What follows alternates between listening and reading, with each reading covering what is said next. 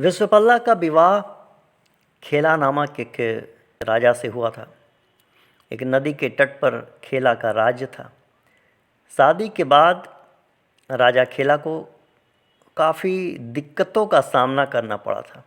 उनके राज्य को भयंकर सूखे का सामना करना पड़ा। राजा स्वयं कई कष्टों से घिर चुके थे। राजा खेला भी एक पड़ोसी राजा से युद्ध हार चुके थे।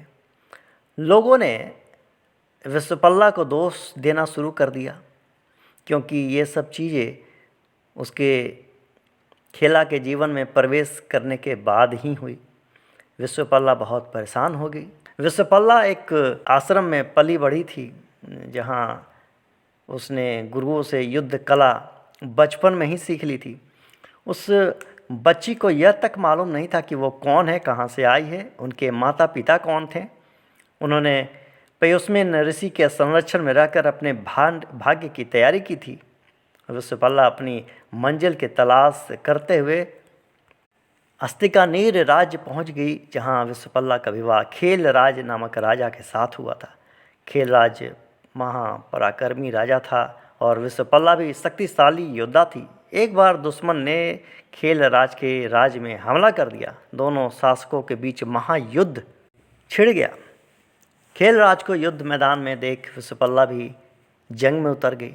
विश्वपल्ला ने ऐसा युद्ध किया जैसे स्वयं चामुंडा देवी धरती में दुश्मनों का विनाश कर रही है।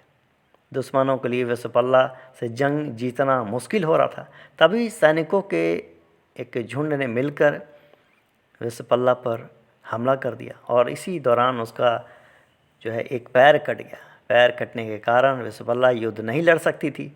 विश्वपल्ला फिर भी युद्ध करना चाहती थी। जंग में पैर कटने के बाद भी विश्वपल्ला को युद्ध में हिस्सा लेना था, इसलिए उसने अश्वमेघ यज्ञ किया। उसने 2 अश्वनी कुमारों की तपस्या करी।